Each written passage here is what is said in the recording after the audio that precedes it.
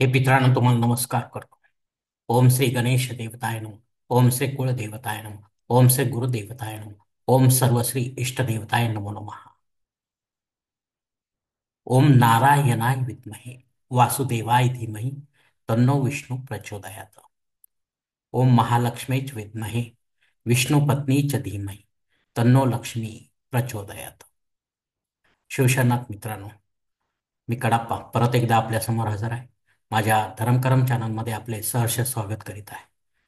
मित्रांनो, आपल्या सनातन हिंदू धर्मातील सणवार व्रत वैकल्याच्या साखळीमध्ये आज मी आपणास एकादशी व्रतासंबंधी महत्त्वाचे काही नियम सांगण्याचा प्रयत्न करणार आहे.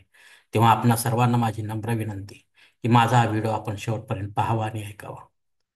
मित्रांनो, येत्या शनिवार दिनांक 25 जानेवारी 2025 रोजी षटतीला एकादशी आहे. महत्वाचे म्हणजे द्वादशीला हरिवासर काळ संपलेला असणार आहे.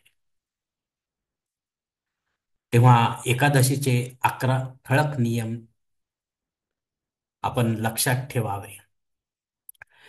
यापैकी पहिला नियम असा आहे की कोणत्याही प्रकारचे अशौच आले असता आपण केवळ उपवास करावा व माळेविना विठ्ठल रुक्माईचा वा लक्ष्मीनारायणच्या मंत्राचा जप करावा. ओम रुक्मिणी पतिये च विद्महे भक्त दर्शनाय धीमहि तन्नो विठ्ठल प्रचोदयात. विठ्ठल रुक्माईच्या संबंधित आपण एकादशी करत असाल किंवा आराध्य दैवत म्हणत असाल त्यांना, तर हा मंत्र आपल्यासाठी आहे मित्रांनो. आणि लक्ष्मीनारायणला आपले दैवत मानत असेल, आराध्य दैवत, किंवा त्यांच्याशी संबंधित हा एकादशीचा व्रताचा नियम मानत असाल, तर हा मंत्र आपल्यासाठी आहे मित्रांनो.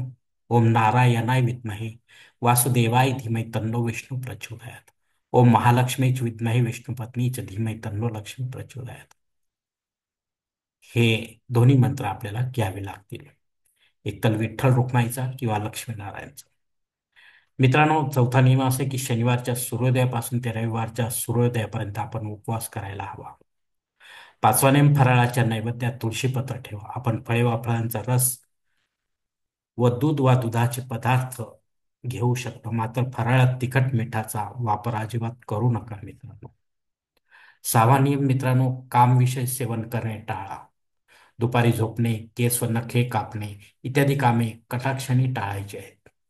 सातवा नेम, भगवान विठ्ठल रुक्माईचे वा लक्ष्मीनारायणचे विधिवत अभिषेकयुक्त पूजन सकाळी आपल्या घरी करा. जर आपल्या देवघरामध्ये यांची मूर्ती किंवा टाक असतील तर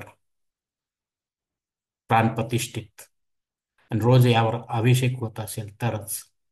अन्यथा आपण जवळच्या यांच्या मंदिरात जाऊन अभिषेकाच्या वेळी आपल्याला हजर राहायचे आहे. आठवा नियम मित्रांनो, आपण स्वतः रात्री थोडे जागरण करून भगवंतासंबंधी एकट्याने भजन कीर्तन करा, जमेल तेवढे. नववा नियम मित्रांनो, द्वादशीला देवपूजेनंतर ब्राह्मण देवतांना आपल्या घरी बोलावून त्यांना अन्न, वस्त्र, जानवे, जोड, तुळशीमाळा, दक्षिणा इत्यादी यथाशक्ती विधिवत दान धर्म करा व गोरगरिबांना देखील अन्न, वस्त्र द्या. या वेळेपर्यंत आपण अर्थात उपासकाने उपवास करावा मित्रांनो. दहावा नियम मित्रांनो, हरिवासर काळ रविवारी पहाटे संपलेला असणार आहे. तेव्हा रविवारच्या सकाळच्या देवपूजेत देवतांना दाखवलेलं नैवेद्य वा महानैवेद्य आपण मात्र सत्पात्री दान धर्मानंतर ग्रहण करून उपवास सोडावा. अकरावा आणि शेवटचा नियम मित्रांनो असा आहे की या षटतीला एकादशीच्या नियमांचे निष्ठेने, श्रद्धेने व समर्पण भावाने पालन करा व पुण्य आपल्या नावे जमा करा आणि भगवंताच्या कृपेने सुखा, समाधानाचे व शांतीचे जीवन जगा मित्रांनो. कारण कारण आपणच असतो आपल्या जीवनाचे शिल्पकार. धन्यवाद मित्रांनो. आजचा हा षटतीला एकादशी व्रतासंबंधीचा जो व्हिडिओ आहे तो मी याच ठिकाणी संपवत आहे. आपण जर माझ्या मते सहमत असाल तर कृपया माझे धर्मकर्म चॅनल सबस्क्राईब करा, लाईक करा, आपले कुटुंब, मित्रपरिवारासह शेअर करा. तसेच कॉमेंट्स बॉक्समध्ये आपले मत अवश्य नोंदवा आणि माझा पुढील व्हिडिओ आपल्यापर्यंत पोहोचण्यासाठी बेल बटन अवश्य दाबा. धन्यवाद मित्रांनो. पुढील भेटीपर्यंत आपण खुश राहा, आनंदी राहा, प्रसन्न राहा. शिवकल्याण. हरिओम. शिवशंभो महादेव.